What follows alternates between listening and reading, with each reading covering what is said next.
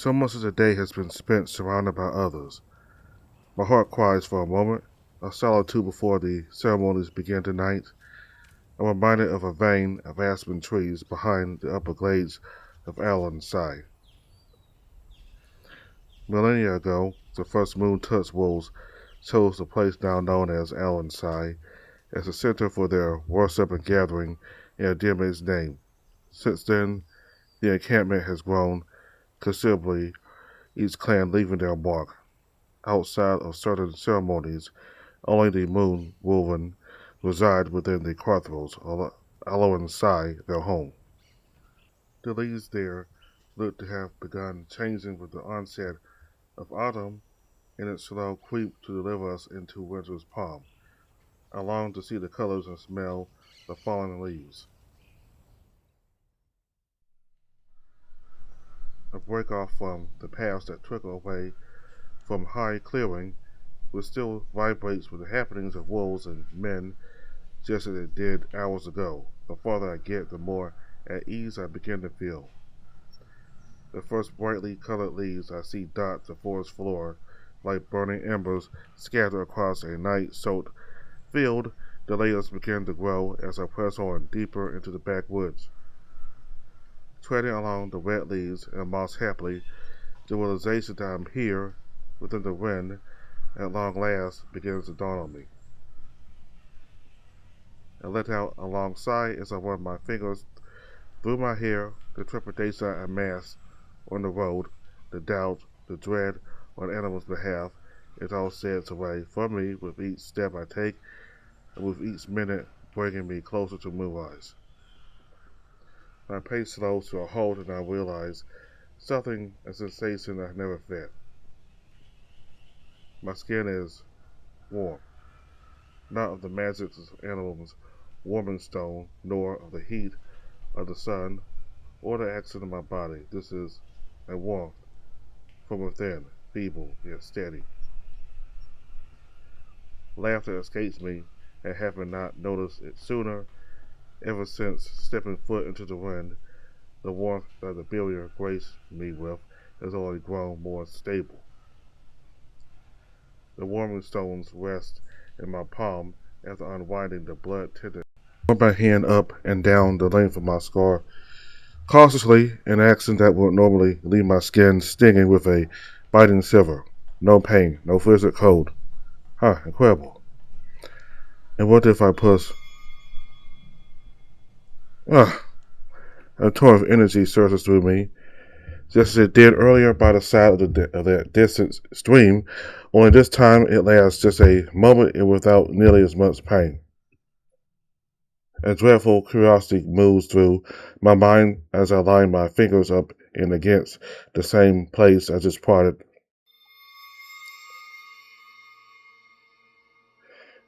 Fuck. The woods around me splinter into an almost phantom-like apparition of their normal forms, as if I'm seeing their reflections dancing on troubled water, illuminated by moonlight. I find myself in an unnervingly familiar place, one I never hoped to return to. From the shifting trees I feel a presence creeping toward me from all directions like fog rolling through a saddled forest. Echoes, sifting somewhere out there in the fog, somewhere suffocatingly, close yet vastly distant. And then a light, blinding, familiar. It's her. As she descends towards me, ribbons of light flow from her ephemeral limbs and bends around her outstretched hand. Fleeting moments stretch into eternity, each one drawing me closer to her touch. Something within me pulls at my heart, yearning for a grasp. No, Soren. As I reach for the woman of light, a fragile voice steals within the depths of my mind, barely a whisper. It brings with it a wailing hesitation, and before I can grasp her touch, I recoil. This voice, I've heard of it before, woven into the fabric of my being, lingering like a half-remembered dream. Hey, hey!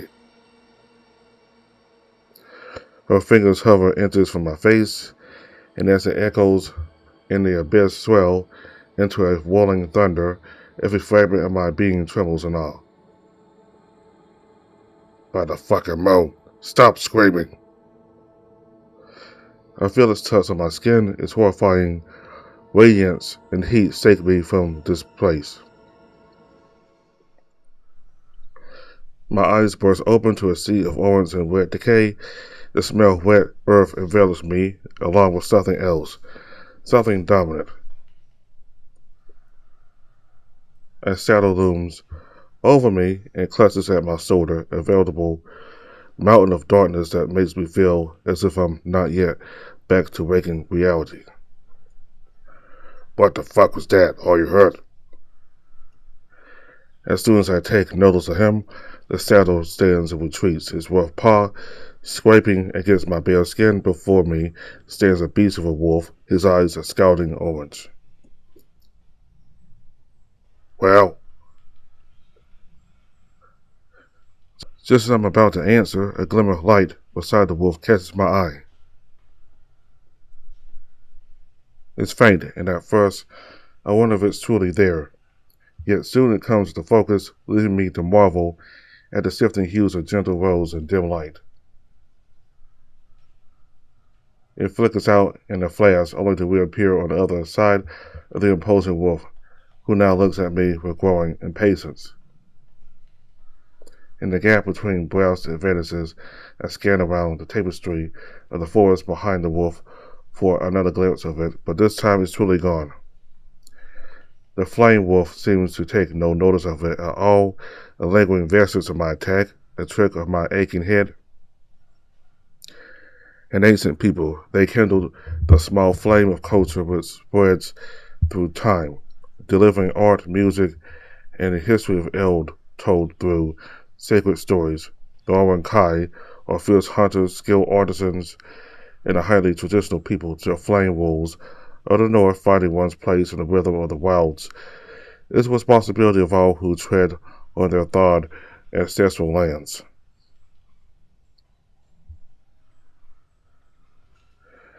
The wolf lets out a low growl in the face of my absent-mindedness. What was it he asked? Am I hurt? No, I'm fine. Then why were you shouting? You ruined my hunt. My heart skitters at the low rasp of his voice, which rings out like the sound of a distant rock slide. My heart pounds, and a surge of pain flashes through me.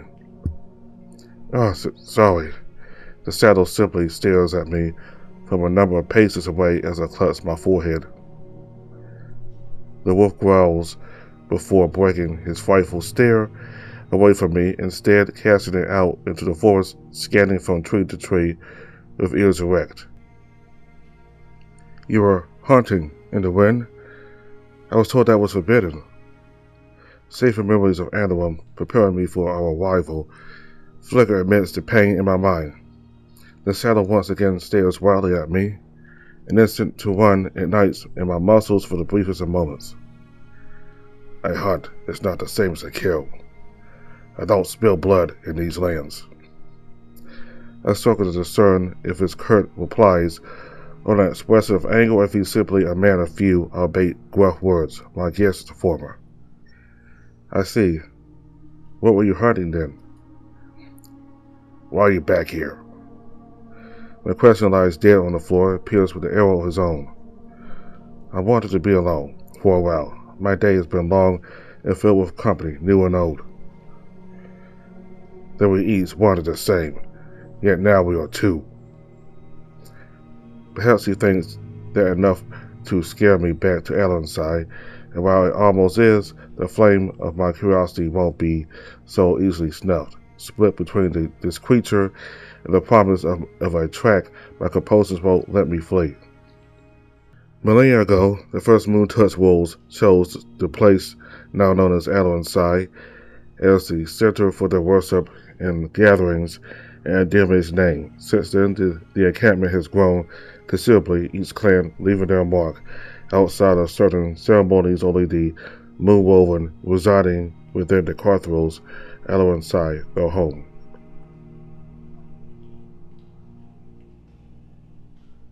Apologies for ruining your track, brother. Here, allow me to help you find the trail again. We are not brothers. You do not know me. This time I nearly growled. The pain in my head affords me very little patience. You track? Finally, in response, not drenched in needless aggression. I do. I'm by no means the best, but I can at least find your trail again. Who taught you? Myself, I suppose. All that I know is I've learned by following tracks themselves. The dark brown wolf eyes burdened to me in silence for several moments. Very well, find my trail. I let out a sigh of relief. That wasn't so hard, was it? Right then. What are we tracking? You tell me. This time I do growl, much to both of our surprises as I watched his eyes open even more than they already were. Wordlessly, he nods back behind him. The last track was back there before your whimpers chase off every living thing this side of the lake. Seemingly not everything. My playful smile falls completely flat as it clashes with the brute of a man, not even the slightest flick of his tail. His intimidations sit heavy on me, yet I don't feel threatened by him. Instead, I feel resolved to prove myself, to prove my skills as a hunter to this imposing saddle. Alright then, just give me a moment. I scan about the forest floor for signs of depressions in its soft and wet soil, the mosaic of leaves making it challenging to spot details that would betray our prey. It takes me longer than I had hoped it would, due to not having the slightest idea of what to look for, but at last I come upon half of a track. A bright yellow leaf sits wedged into the mud in a gap between blankets of leaves. Here, I get down low and run the print through my mind's collections of possible animals that might have left it. Two lighter depressions sit at the base of what would be two tear-shaped imprints were the leaf not obstructing the full track. Some kind of deer, though I've never seen spacing like this before. I watch this water still seeps from the walls of the track as I push lightly into them before coming to a stand. Is this your beast? The wolf only huffs and nod. The wolf only huffs and nod, having only glanced at the track for a mere second. Right then, now, which way? As I scan about, looking down into the direction the orientation of the track tells me the creature went. There, a rock cover and a blanket of green offers the next clue. Along the trail, a large gash in the wet moss made from a hoof slipping down the rock's smooth face. I scamper along the forest floor, flicking my eyes left and right, doing the best I can despite the thudding of my head and the wake of the attack. Tracking is probably the last thing I should be doing right now, especially given my encounter with the fox earlier this very morning, yet my curiosity drags me forward.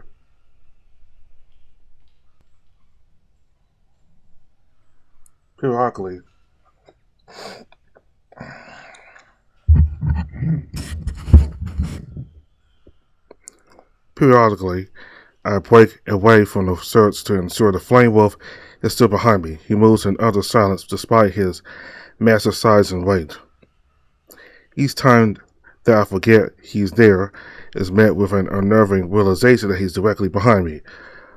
Were I his prey, I would have met his fangs long ago.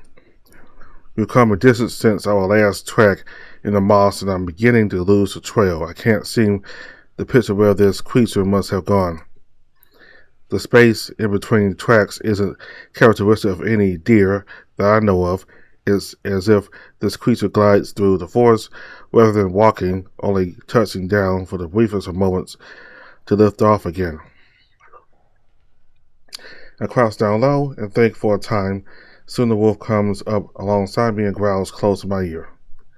What's wrong? Your knee. I look down, seeing nothing of note that will offend him. I don't see anything. Then you aren't truly looking. Again. This second look traces along the perimeter of my knee and up a small oak sapling who is tilted down under my weight. At first, I think the wolf might be upset at my near crossing of the little tree, yet I let that thought go as I remember who I'm tracking with. Instead, I pour over the little sapling to find the tip of its fresh green wood exposed in the afternoon air. Ah, a track after all. How do you see that upon a mere glance? The wolf stares at me vacantly, unimpressed at my discovery. I looked. He takes a few sharp sniffs before wetting his nose and standing to retreat away from me. My curiosity shifts from the hunt to this strange wolf. His aggression only makes me more determined to see who he truly is. Do you often spend your time alone? Here in the backwoods, I don't think I've seen you yet. And yet I've seen you. You have? Half the fucking wind saw you bark at the wild.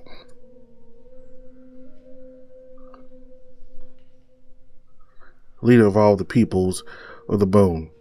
The wow acts as a voice of Endearment's will and is charged with overseeing the many rites and celebrations that take place in the Carthros, a seat only a lunar wolf can claim.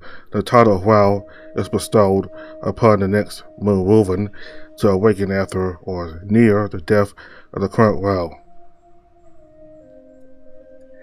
His words are interrupted by yet another prominent sniff of the air. His nose twitches towards me as he growls out his stored words, each sip of my scent correlating with the slight breeze that brings it downward to him. Do you want to smell me? The wolf lets out an almost offended laugh. The first flash of emotion other than annoyance that I've seen from him. You think I have already? Your scent is a mess. A mess. I raise my arm and draw in a full breath of my musk.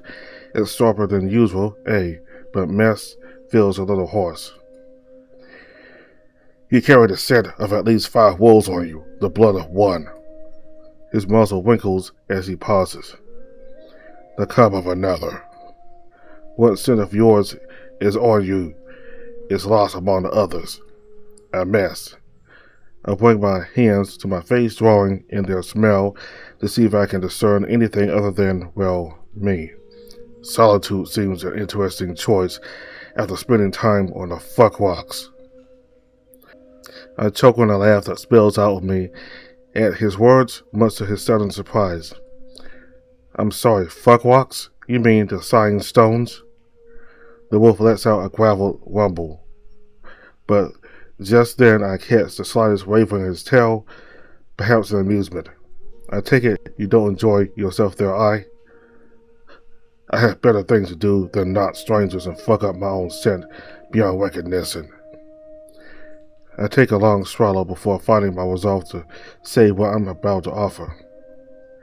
Come here then, take a closer smell, if you want to recognize me. This time the wolf's tail whips as if ignited by the challenge. After a brief stillness, he stalks towards me with intent, and for a moment I curse myself for having spoken.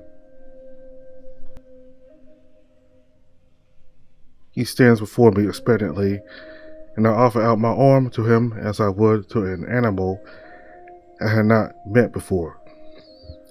He flashes his teeth wildly with a growl that chills my blood. Said sorry. My hand jerks away from him as I realize I just offered the one that was coated in wolf cum not but a few hours ago. My other, cleaner, hand now hangs freely, and he takes it too cautiously this time. His breath His breath is hot against my chilled hand, incredibly so. It feels as if I had my hand out over a boiling pot, hot and wet. He takes my wrist with his paw and continues to sniff strongly down my arm. He moves in closer and closer to me, deeper and deeper into my space.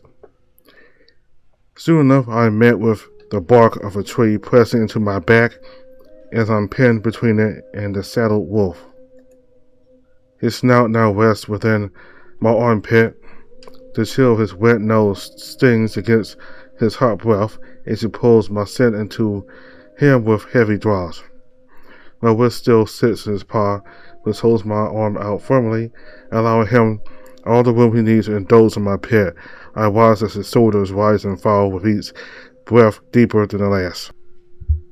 My heart begins to pound with excitement at the sensations the slight tickle of his whiskers against the sensitivity of my underarm causes me to will. His ears flick toward my chest as he becomes aware of my drumming heart. With a haste that startles me, he pulls himself away from his exploration, coming to stand a few paces away from me, licking his nose. Well, still a mess? You don't smell sick. What's wrong with you? A blunt question, but of course he's referring to the attack he pulled me out of. It's a long story. You probably don't want to hear it. You think you know what I want? Apologies, I didn't. My prey, that's what I want. The flame wolf turns downstream of the last track, ready to leave. Wait, he halts as the foolish idea takes hold of my mind. One of pure insanity, but I struggle to let it go.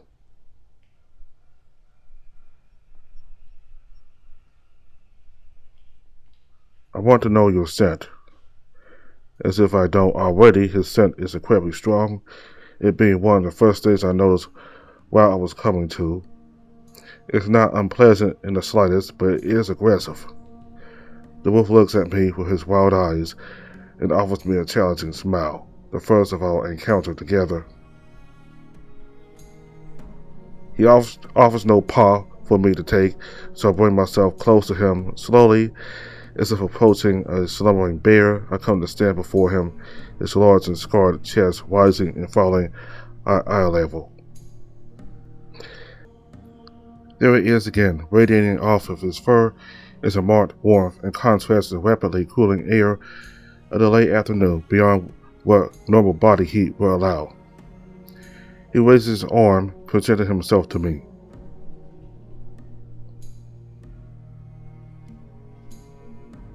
The closer I draw, the more his musk overtakes me. It's by far the most intense I smelled from any wolf today, and I can't get enough of it. I bring my nose into his coarse fur, feeling my lungs and trying to taste the smell. His scent is of deep earth, with a sharp bite of spice akin to crushed clove mixed with the bitter flavors of man, notes of campfire smoke, and something warm, reminiscent of drying leather, cling to his fur.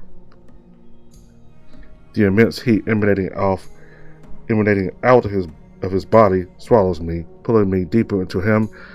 I can't help myself, and before I know it, I'm drunk on his scent, breathing in the power of his pits.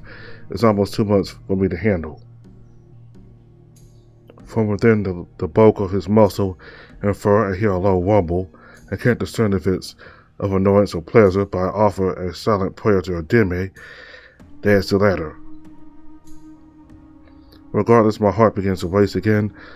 I feel as though I'm dancing with a predator. My survival instincts ignite, and the urge to retract surges through me, yet the hunger I tasted in the sighing stones roots me in place. My weakness, a man's thick musk. Brave. Or maybe you really are sick. A bit of both, I fear. I should look upon the massive wolf again, who would be able to crush me before I could grasp. I can feel my chest pounding through my head. Did I really just indulge in this wolf? My blood rushed through my veins, both a realization and an excitement. You're afraid. Yes, but not only afraid. He steps back from me like a beast withdrawing into shadow, his paw lightly pushing me away from him. You should go now. But our track, my track. I bristled at his sudden shift in demeanor, tension prickling down the back of my spine. Did I say something wrong? The question burns on my tongue, but I fear asking it would only stoke his flames farther. Our track, now I'm invested too. I've never seen a trail like this. I need to find what made it. You won't see it. My query is long gone. I give him a defiant look as I wonder why he wasted our time if our hunt was to be fruitless. You were testing me. He folds his arms and looks down at me from his height.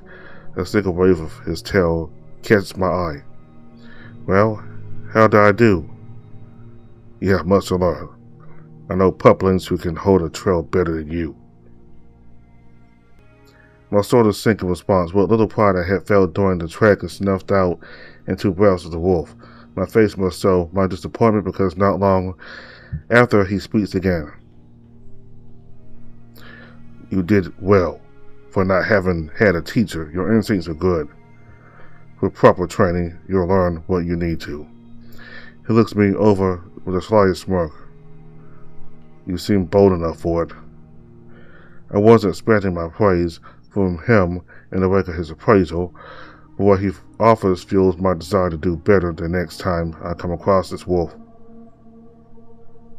Suddenly a loud howl cascades through the forest with a force that catches me off guard. It rapidly builds, gathering more and more voices until the forest sings with a harmonious and haunting cry.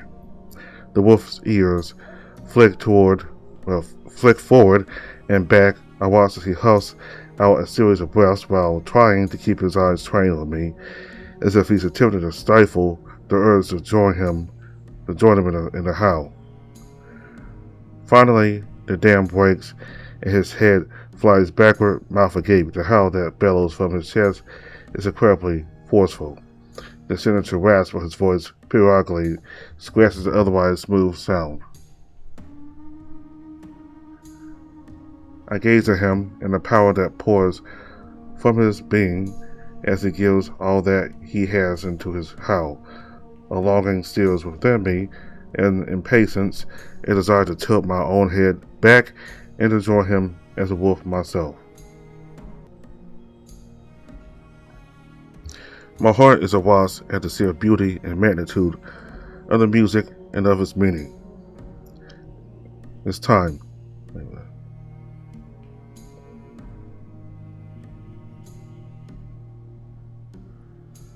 It's time. At the end of his howl, he comes to a rest. He seems lighter, more at ease. It takes a few moments, but he flicks his head around below him until he finds me again. That was a howl. I thought as much. Go then. You have somewhere to be. Will I see you again? He offers only a single nod, more than I was expecting in truth. With that, he turns his back and makes towards where he and I first met, leaving me alone at last in the backwoods.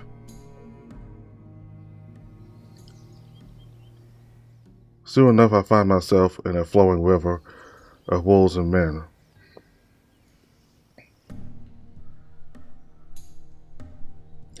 He offers only a single nod, more than I was expecting.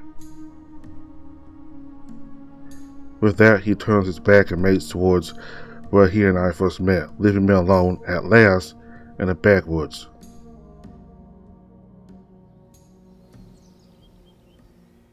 Soon enough, I find myself in a flowing river of wolves and men as we wind down the pathways leading to the sanctum of the fallen.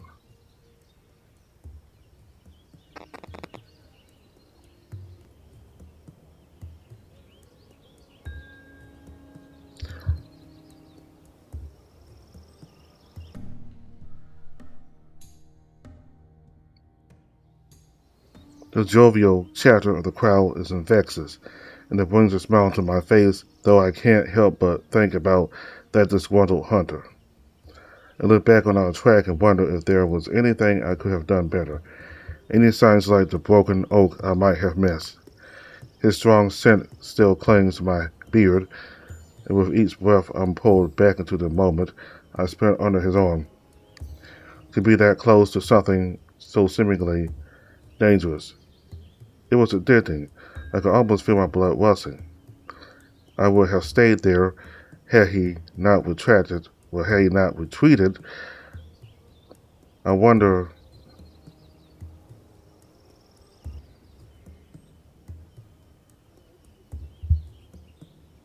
if he would have me. I would like to smell him again and deeper. Shit. A flickering realization strikes me that I never even asked for his name. I glance backwards, proves instantly fruitless. Something tells me he won't be attending the ceremony tonight. I do what I can to let him fall from my mind. I need to focus if I'm to be ready for the night's ritual. I had almost no time to process my earlier attack, so I pondered the nature of it briefly, how I seemingly induced it myself, but no, now isn't the time to dwell on it. Tonight I offer myself to the wolves of the Carthros and claim my tributes. Animum has prepared me well for this night, and I'm ready.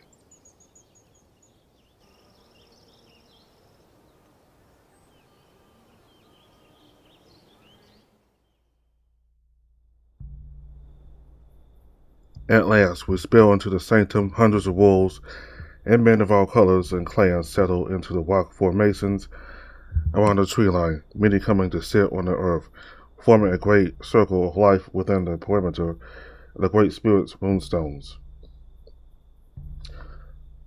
From the primordial bones of the earth, the sculptor forged 7 vessels, each imbued with a aspect of creation: flame, frost, wood, storm, stone, tide, and life.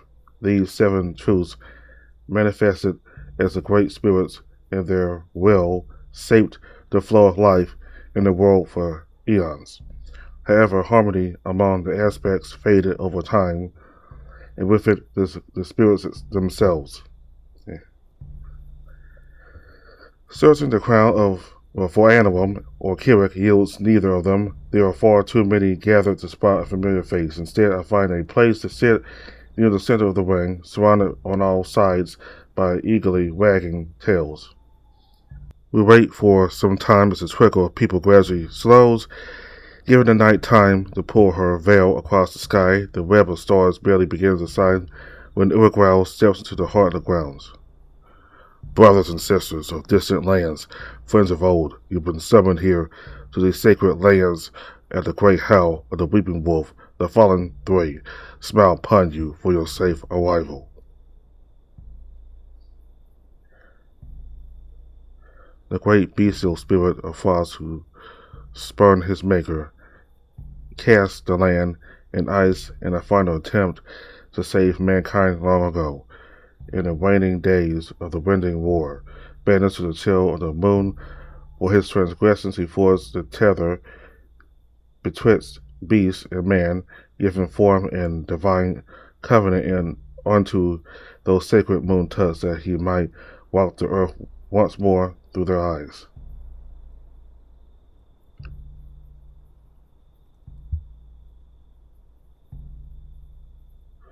In their final hours of the winding war, 3 great spirits met their end in the heart of where the Carthros now lies.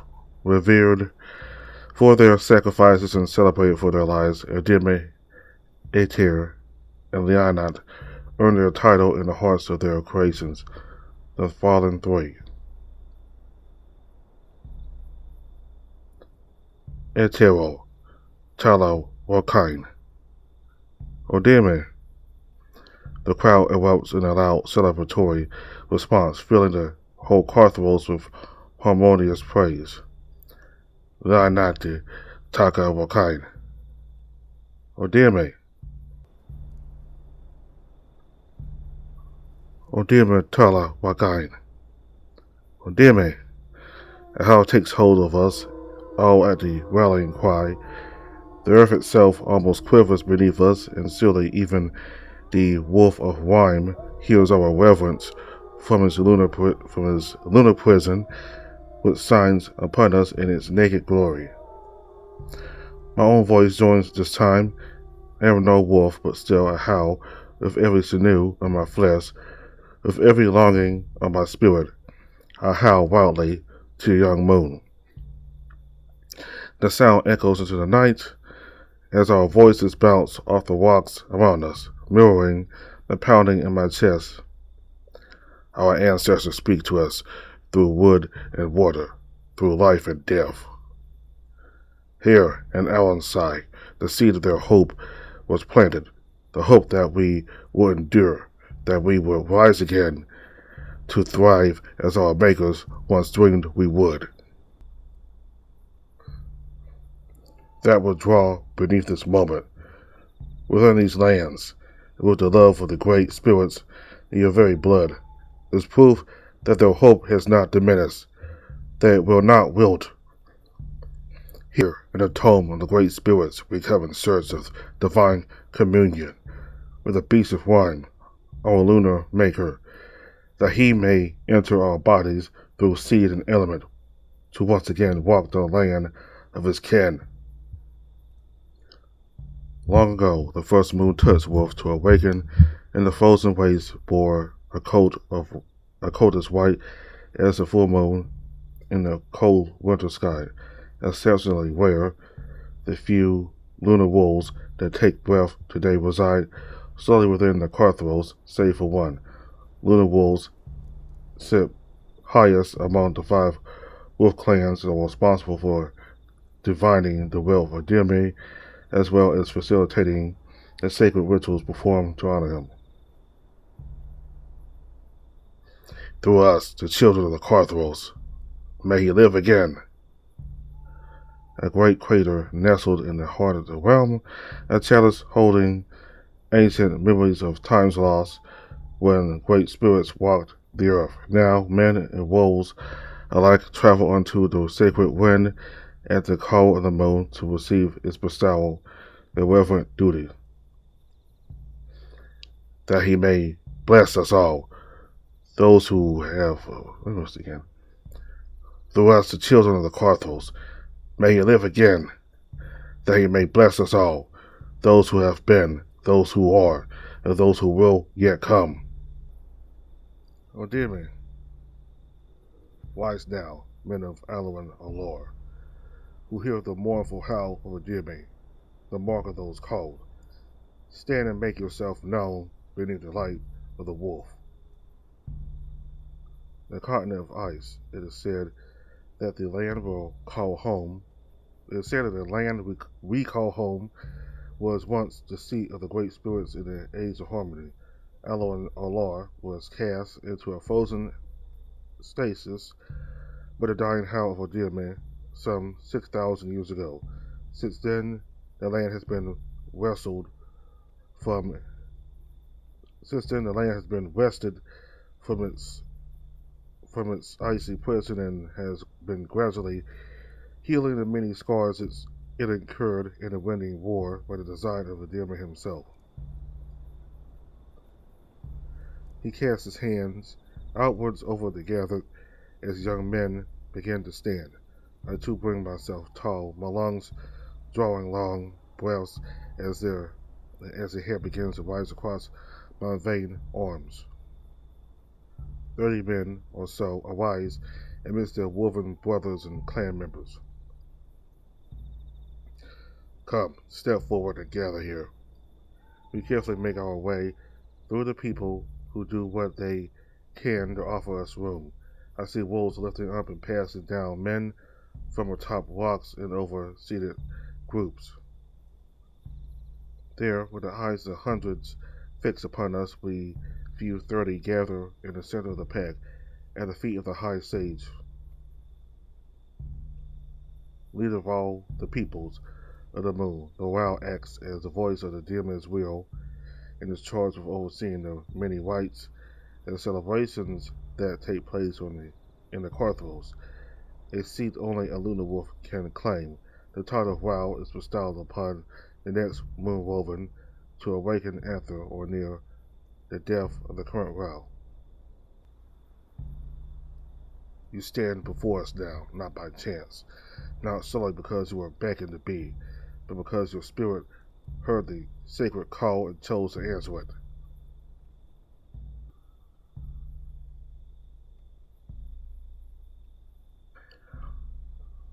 Through Moonfall White, you will offer your very essence upon the altar of your makers in humble supplication. You must open your flesh and soul to be remade in the hands of He who was effaced from these lands, He who crafted you. The Moonfall, an auspicious celebration dedicated to the rituals that transform chosen men into moon-touched wolves. Once the lunar wolves, next Moonfall, moon-called humans and moon-touched wolves from every creed and clan converge on the hallowed lands of the partake in the reverent celebrations.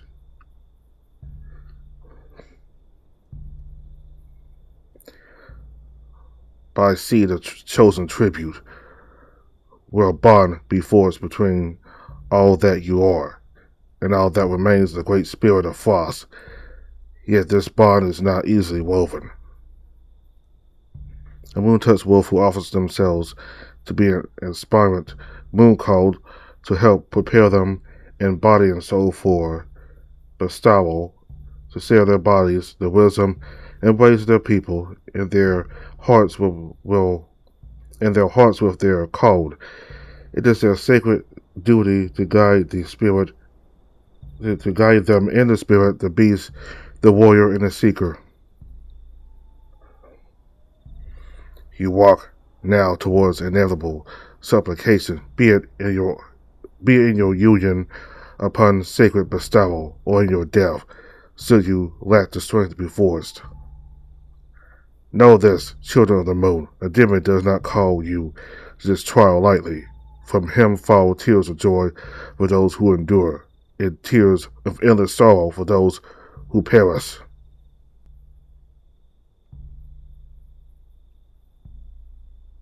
On this path of life and death, you are not alone, for generations of moon tuts have risen from the frigid ice and have fallen back to the earth's tender embrace, stretching back to the age of stillness. They live now in you, their fears, their doubts, their triumphs, and their honor. In the silence of your heart, you will find them speaking. You will find them with their hands draped across your shoulders, readily offering their strength. Moon-called brothers, do you claim this task? We all shout with all our chests in the quiet that splits the young night. We 30 men stand resolute in the face of our fates. Adorning, by the witness of your people, we honor your choice, Moon-called of the Orankai. Step forward to be claimed by your kin. 7 or so men from the northern reaches break away from our group. Howls resonate among the crowd as various members of the people approach them warmly. I watch with mounting excitement as their matriarchs lead them out towards the lake. Matriarchs, the guiding voices of their clans, tribes, packs, and groves, stand as respected leaders among their people.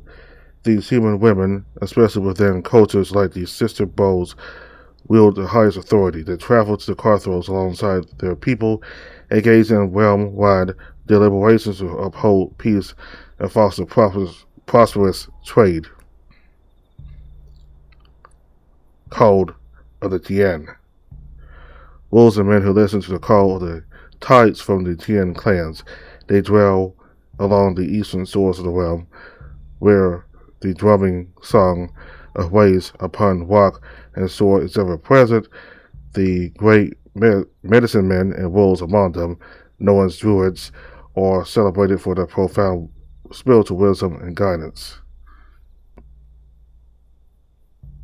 Again, the men step forward and are delivered Into the hands of their tribes, and together they leave the grounds.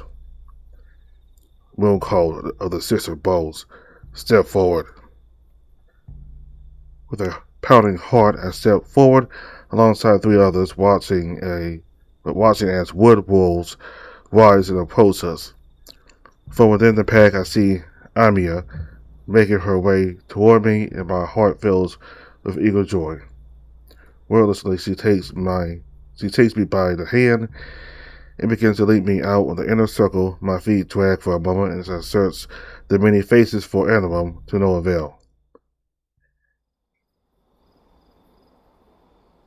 The song of the lake lapping at the shore fills the silence of the early night as we gather in front of Tyler and Owl, who stands with his paws submerged in simmering water.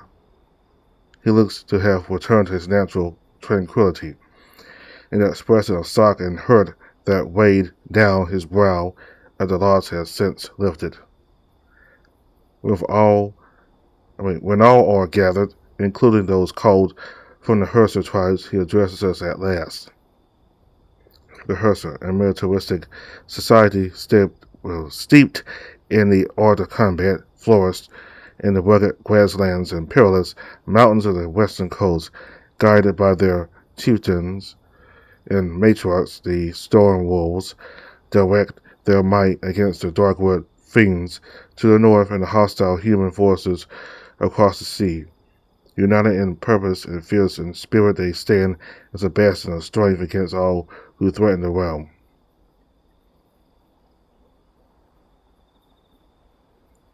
Farun, Eden, Mawaunai, Telling Aloan, Ever Kanosai. Through currents fords in the willing, the hope of the people is set to bloom.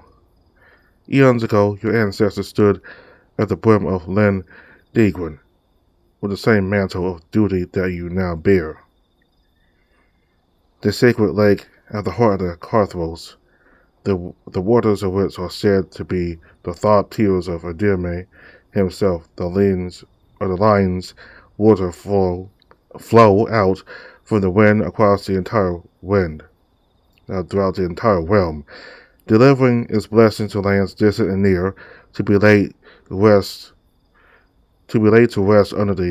under her placid surface is an honor every moon touch longs for.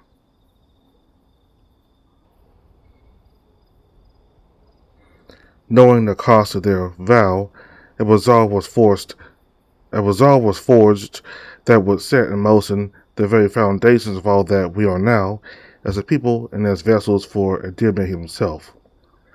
Such courage was needed to place their spared lives in the crumbling hands of the weeping wolf. Their successes and their sacrifices will be honored throughout eternity, through us.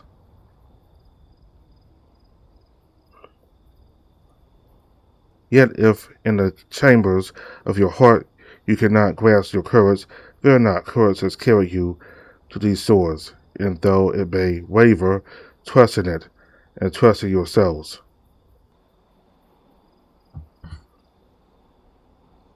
Here, in the tears of the weeping wolf, the sacred waters of Len Degrin, your family will wash you.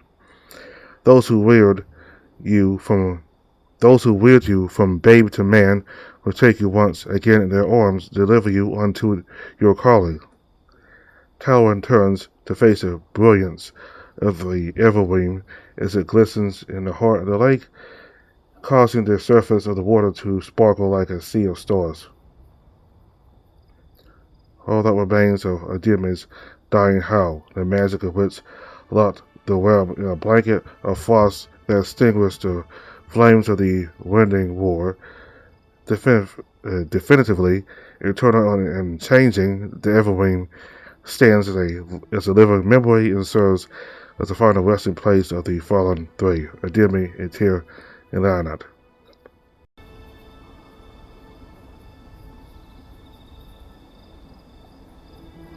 Amia steps forward, along with the matriarch from the Emerald Bowls.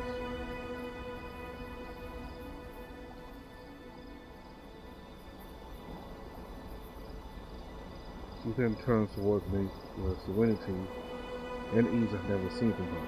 I listen intently as he begins to speak. Come now, child of wood. Her arms extend out to me, and I move into her embrace. Behind her, I see Kira approaching. He wraps his arms around us just as other paws wrap around my back. Many silver wolves join in and form a weave of bodies around us, Amia and I at the very center. Many moons ago, the people of Wood grew their society into three distinct branches: the sister bows, the emerald, silver, and white. Silver bows shines brightly through its skilled moon touch who scour the realm over in hopes of unearthing long forgotten truth. Text is really small, so she's gonna have a difficult time reading it. The love I feel for my people begins to overwhelm me. The seasons of life until now play out in my mind's eye in fragments of memories. The resonating emotions of each one pull me deeper and deeper into the sweetness of true belonging. The embrace loosens and the wolves step back, allowing Amia to hold my palm. Her eyes fall closed. Be honest, allow me to do what you cannot, to see your boy to his fate. I still have to sound her name, my mother, invoked in this moment with prayer. Are you ready? I sip of the air, trying my best not to give in to my shriveling emotions. I am. Amia nods and steps backwards, fading into the crowd of painted wolves.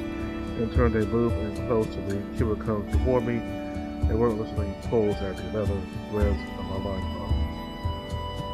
It falls to rocks and fine silk as another wolf brings my foot onto his thigh, unthreading my worn wraps. As wolves place their hands on my arms and back, Kira unfastens my pants and helps them over my thighs. Carefully, I step out of them and stand naked amongst my brothers. Kira's warm hand weaves into mine as he walks backwards into the lake, pulling me into its dark waters. The cold causes my breath to seize in my lungs. As we continue on, I feel his chill kiss the tip of my thing as we wade deeper in. We're joined by another wolf, and the two of them set about washing my body.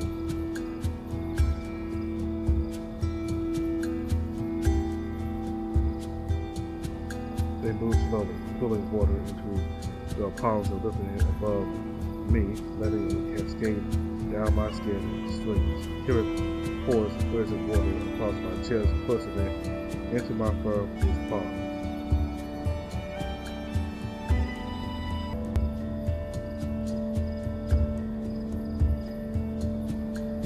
He runs his hand downward onto my belly before dipping low to feel the cup of his paw. Once again, the other wolf spills veils of water over my back, each one growing to control gas from me.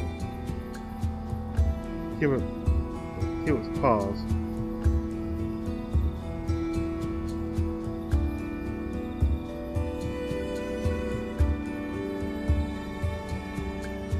paws reaches lower and wraps around my manhood. The heat is welcome as my balls are tight to his hand. While tight in his hand, though my thing begins to steer. He rubs at me tenderly, pulling up more water to wash me clean. With care, he pulls back the hood of my foreskin, exposing my head to the bite of the chilled air, and growing hard despite the cold, exasperated by the other wolf running his paw over my ass, causing the cold water to flow across my hole.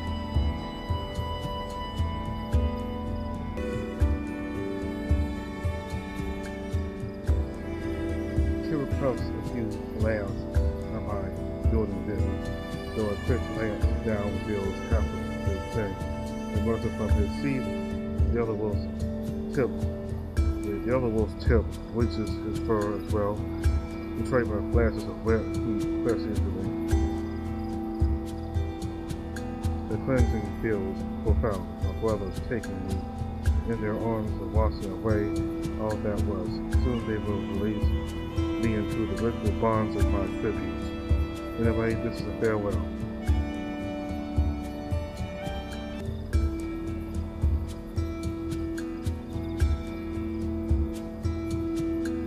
A moon-touched wolf who offers themselves to an aspirant moon code to help prepare them in body and soul for the bestowal tributes share their bodies.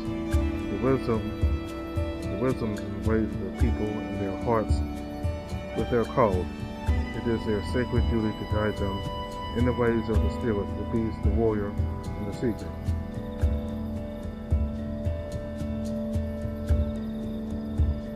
The two wolves take me by my hands and deliver me deeper into the gentle waves. With a full inhale, the water swallows us whole.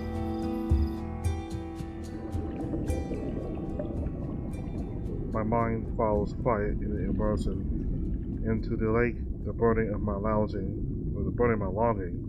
speaks for me now, and it drums with eager pride as it bowls moon cold.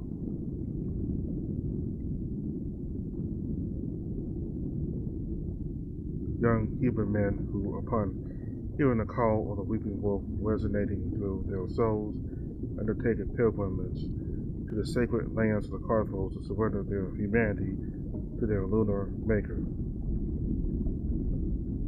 Here in the silence of these waters, I linger for a moment, knowing full well that the next breath I draw will stand apart from all others before it. Together with my brothers, we wade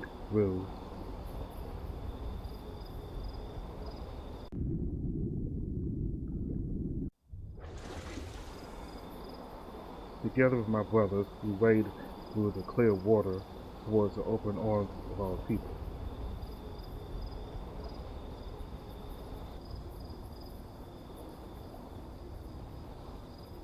The three of us are embraced by warm and dry bodies that break the cold from our damp fur and skin. Torches are brought close and we're dried by cloth and fur alike. Ami approaches once more, carrying a bowl filled with a liquid pigment. I watch as Kieran draws close to her, dipping his fingers to the earthen paint. I stand bare as he adorns my skin, forming an image of a great tree whose roots walks down around my legs and over my shaft. When he is finished, Kieran steps backwards in the night to use our matriarchs, the guiding voices of their clans, tribes, packs, and groves.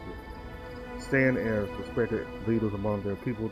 These human women, especially within cultures like the Sister Bows, wield the highest authority. They travel to the crossroads alongside their people, engaging in realm-wide deliberations to uphold peace and foster prosperous trade.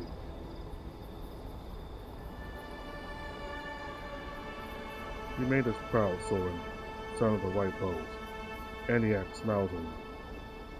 Once revered for its formidable martial force, the White Bows have maintained a distant separation from their sister branches for generations.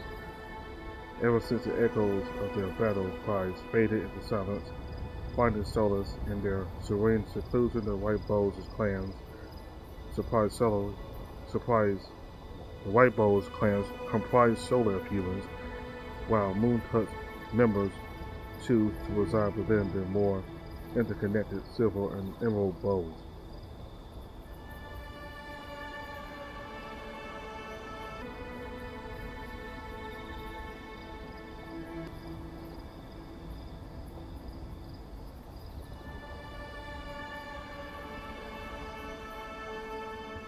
One by one, we moon-code waited to be summoned back into the sanctum with our tribes already returned. We sit silently around a bonfire made at the edge of the lake. Wasn't expecting it, but this moment of reprieve is greatly appreciated. My body feels at ease with the sounds of crackling fire melding with the lapping of waves. Yet the flame of my heart burns hotter and hotter.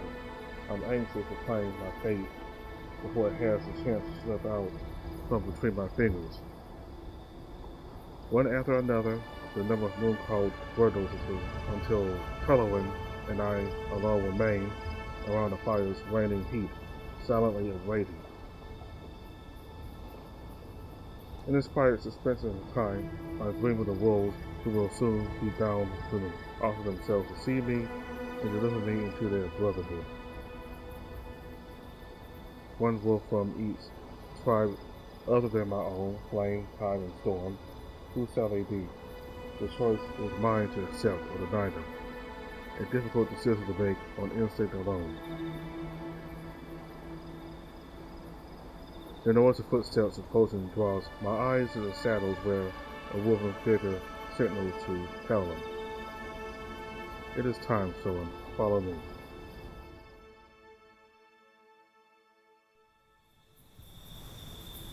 The dark path we walk is illuminated by shifting firelight from the torch Helen carries behind me, sending shadows of branches and low shrubs dancing across the lit trees. My pulse quickens as anticipation mounts inside of me. I find strength within my cleansed body, prepared by my family, my kin, with that animal were there as well, so I trust he'll be here tonight, somewhere in the sea of gleaming eyes.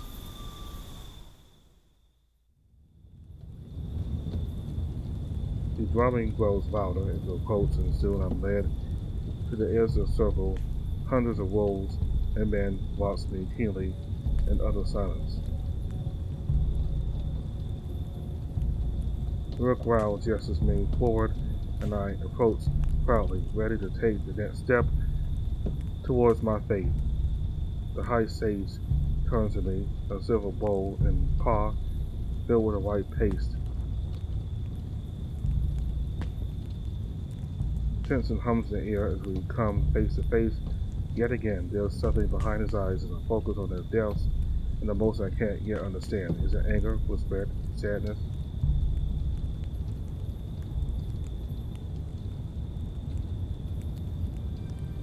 Okay, so I'm gonna stop right here.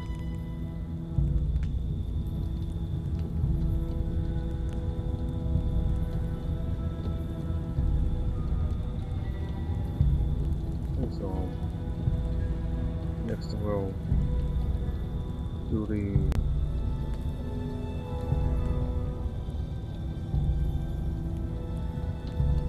next time we'll do episode 5. So anyway, we got to do all episode 4 all over again. And it's the same, but I just want to redo it because the visuals being dark than they usually would be, like when you're playing the story directly, downloading it and playing it. And so next time we'll get to see Sorwin and the initiation, well, maybe not initiation, but like the style, kind of like he gets to pick who gets to train him and put their seed in him, I guess, and they will help him in becoming a wolf, basically, by training him and basically having sex with him. So we got to see Norakai in this part here. We'll see more of him in the later episodes. But right now I just wanted to do episodes. I just wanted to do a portion of the story from episode 4 and onwards. So we can meet the wolves right away. and that's the part I anticipated the most. So,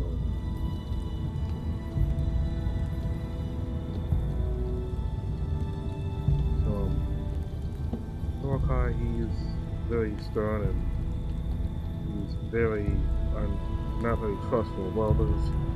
So when Zoran kind of assisted him in the that was called again, like some kind of a hunt or some kind of trail, something like that. And apparently, Noakai was somewhat satisfied from Soren. He even cracked a few smiles, and so I guess he's slowly but surely gaining Noakai's trust, which is a high achievement in itself. So next time we'll join the we'll go back to the ceremony and we'll see the Wow, preside over the ceremony. Thank you all very much for watching. Bye.